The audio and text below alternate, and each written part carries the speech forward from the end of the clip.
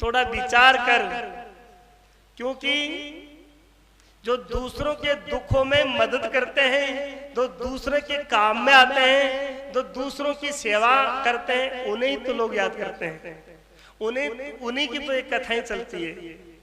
और द्रौपदी ने अश्वत्थामा को मुक्त करा दिया है। भगवान ने उनके सिर में मणि थी, वो निकाल ली है और कहते हैं कि उसको छोड़ दिया गया है। अश्वत्थामा छोड़ दिया गया है। 2 अध्यायों में ये द्वारिका का वर्णन आता है। 2 अध्यायों में द्वारिका का वर्णन है। युधिष्ठिर जी महाराज 35 वर्ष तक राज किए हैं। ये कथा, ये वर्णन आती है। ये महाभारत की में तो ज्यादा इसका प्रसंग नहीं है। ये भीष्म पर्व में, ये भागवत जी में तो इसका ज्यादा प्रसंग नहीं है। ये महाभारत के भीष्म पर्व में इसका पूरा जो है इतिहास है। कहते हैं कि दुर्योधन और सारे कौरव जब परमात्मा को प्राप्त हो गए, अपनी गति पा गए, तो पीछे से धर्मराज ने राजगद्दी संभाली है और उन्होंने हस्तिनापुर में 35 वर्ष राज किया है। और राजगद्दी पर बैठने के बाद उन्होंने ऐसे सोचा है कि ये हाथ मेरे बहुत पाप किए हैं, ये मेरी आंखें बहुत पाप देखी है, मेरे शरीर से अनंत पाप हुए हैं, इसलिए मैं इस गादी का हकदार नहीं हूं। प्रजा का मैंने बहुत जो है नुकसान किया, संगार किया है। मैं इस गादी के ऊपर, इस धर्म की गद्दी पर बैठने के काबिल नहीं हूं। ऐसा युधिष्ठिर मन ही मन में ग्लानि करता है। और मुश्किल है जी, पद पर बैठने के बाद ऐसी सद्बुद्धि आना किसी राजा को कोई पुण्य की देन है। बड़ी मुश्किल से ऐसी सद्बुद्धि आ पाती है। लेकिन कहते हैं कि धर्मराज युधिष्ठिर को आई है और वो चिंतित हैं, विचार कर रहे थे और ठाकुर जी को याद किया है, भगवान जो है कृष्ण जी को याद किया है। और भगवान द्वारिकानाथ तभी वहां प्रकट होते हैं और कहते हैं, बोलो बोलो युधिष्ठिर, क्या बात है, क्यों चिंतित हो?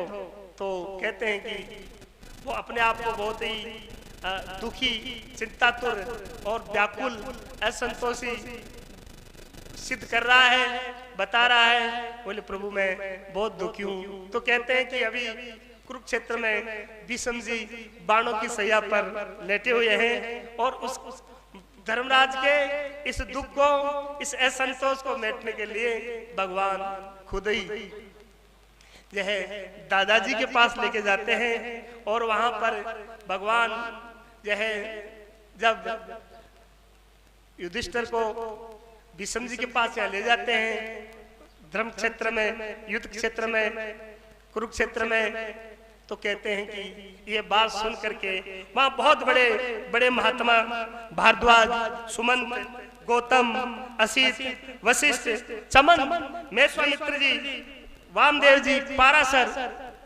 पीपलाद ऋषि, सब लोग वहां उपस्थित होते हैं। और भगवान कृष्ण युधिष्ठिर जी के साथ में भीष्म जी के सामने खड़े होते हैं और भगवान कृष्ण बोलते हैं, दादा आंखें खोलो, तुम्हारा पोता आया है। दादा आंख खोलो, तुम्हारा पोता तुमसे मिलने आया है।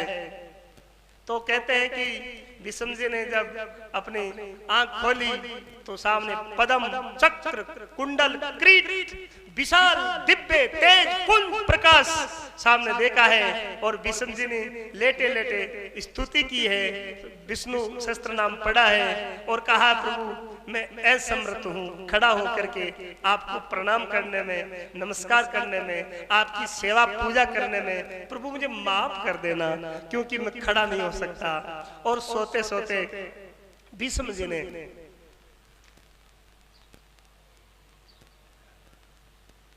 युधिष्ठिर को धर्म नीति, राजनीति, कर्म नीति, व्यवहार और परमार्थ, ये खड़े, ये लेटे लेटे भीष्म जी को भीष्म जी ने ये लेटे लेटे धर्मराज युधिष्ठिर को ये सारे उपदेश सुनाए हैं। और अंत में भीष्म जी ने भगवान कृष्ण से ये निवेदन किया है कि प्रभु आपकी जय हो, आप मेरे यहीं सामने खड़े रहो, जब मेरे प्राण जाए तो मैं आपको देखते देखते ये शरीर में जब छोड़ूं तो आपके दर्शन करते करते मेरा ये शरीर पात हो, ऐसी मेरी इच्छा है। देखो भक्त ने प्रार्थना नहीं की, उन्होंने आदेश कर दिया, संकल्प कर लिया कि नहीं, आप हमारे सामने खड़े रहो, आप हमारे सामने उपस्थित रहो। और भक्त की प्रतिज्ञा है ना, भगवान अपनी प्रतिज्ञा भले ही टाले, प्रबल प्रेम के पांडे पढ़ के प्रभु को नेम बदलते देखा, अपना नेम भले ही टले पर भक्त का नेम नहीं कभी टलते देखा।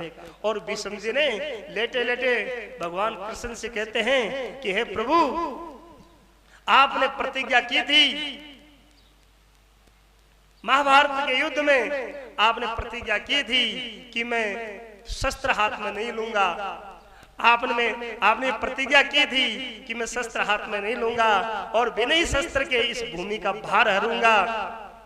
लेकिन मैंने भी इधर प्रतिज्ञा ली थी, आपने कहा, आप कहो कि शस्त्र बिनु हरू भूमि में भार, आप कियो हो कि शस्त्र बिनु ही हरू में भूमि को भार, तो हमको क्षत्रिय न गिने, तो हमको क्षत्रिय न गिरे, कहूं वचन विचार। भीष्म जी कहते हैं, बोले हमको तुम क्षत्रिय न जानना, यदि आप कहते हो कि बिना शस्त्र लिए ही मैं पांडवों को विजय दिला दूंगा और इस भूमि का भार हर दूंगा, तो भीष्म जी ने संकल्प लिया कि आप हमको क्षत्रिय मत समझना, हमने क्या चूड़ियां पहनी है। वासुदेव कर चक्र न धरी तो तुम मुख न दिखाऊं। और भीष्म जी ने प्रतिज्ञा की कि वासुदेव चक्र न धरी तो तुम्हें मुख न दिखाऊं। लाजत है मेरी गंगा जननी, मारी मां को दूध लाजे। क्षत्रिय की प्रतिज्ञा, भीष्म की प्रतिज्ञा।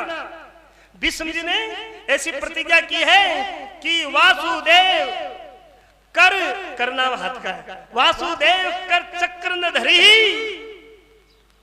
तो तुमको मुख न दिखलाऊं। यदि भगवान कृष्ण अपने हाथ में चक्र नहीं ले तो मैं तुमको संसार वालों को मुंह नहीं दिखाऊंगा, और यदि मैं संसार में वीर गति को प्राप्त हो जाऊंगा तो मैं उल्टा लेट के जाऊंगा, सीधा नहीं होऊंगा। वासुदेव कर चक्र न धरी तो तुमको मुख न दिखलाऊं। लाजत है मेरी गंगा जननी, सांतुन सुत न कहाऊं। मेरी गंगा माँ की सौगंध कि मैं शांतनु का पुत्र नहीं हूं यदि भगवान कृष्ण के हाथ में चक्र नहीं हुआ। हमने भी प्रतिज्ञा की थी और महाभारत का युद्ध होता है। और कहते हैं कि एक दिन दुर्योधन भीष्म जी से कहते हैं कि दादा अन्न खाता है हमारा और तू रक्षा करता है पांडवों की। अरे जिस थाली में खाता है उसी में छेद। ए मूर्ख, मेरे को ऐसे नहीं कहेगा, कल देखना मेरा युद्ध। और कहते हैं कि दूसरे दिन जब युद्ध होता है, भीष्म जी पूरे अपने अस्त्र शस्त्र के साथ युद्ध में आते हैं और भगवान श्री कृष्ण अर्जुन का रथ भीष्म जी के सामने ला करके खड़ा कर देते हैं और दोनों में द्वंद्व युद्ध, भयंकर युद्ध होता है। बाणों की वर्षा होती है और आकाश में चारों तरफ हाहाकार मच जाती है। भीष्म जी की प्रखर तेज बाण की गति को देख करके सारे देवता विस्मित हो रहे हैं और चारों तरफ हजारों सैनिक सहित जो है युद्ध में मारे जा रहे हैं। और भगवान कृष्ण अर्जुन से इशारा करते हैं, क्या देखता है, चला शस्त्र, चला बाण चला। लेकिन अर्जुन जब अपनी शक्ति का प्रयोग करता है तो भीष्म जी को और ज्यादा क्रोध आता है और एक बाण खींच करके जो है रथ के पहिए को तोड़ देते हैं और रथ के पहिए को तोड़ने से ऊपर पताका में झंडे में बैठे हुए हनुमान जी वो भी गिर जाते हैं, भगवान कृष्ण भी उतर जाते हैं और अर्जुन भी जो है गांडी तोड़ देते हैं, कवच तोड़ देते हैं और कहते हैं सामने हो जा, ए अर्जुन सामने हो जा, तेरे को ये भीष्म ललकार रहा है, सामने हो जा। और अर्जुन पर यदि एक बाण और चलाया जाए तो अर्जुन की भी लीला समाप्त हो सकती थी, लेकिन अर्जुन ने भगवान से कहा, हे प्रभु आपने प्रतिज्ञा की थी कि मैं तेरी हर स्थिति में तेरे साथ रहूंगा, हर बात में तुझे विजय करा के छोड़ूंगा। वो कहां गई थी आपकी प्रतिज्ञा हे प्रभु? भगवान कृष्ण ने कहा, मैं जो प्रतिज्ञा करता हूँ, मैं जो संकल्प देता हूँ उसको साकार करके रहता हूँ। और तभी भगवान कृष्ण जो है रथ के पहिए को हाथ में लेते हैं, चक्र घुमाते हैं और चलाते हैं और कहते हैं, ए दादा, ए भीष्म जी आ जाओ, तुम क्या अर्जुन से युद्ध करोगे, तुम युद्ध मेरे से करो, मेरे से युद्ध करो। और भगवान जो है चक्र को चलाते हैं और भीष्म जी देख करके भगवान के हाथ में चक्र देख करके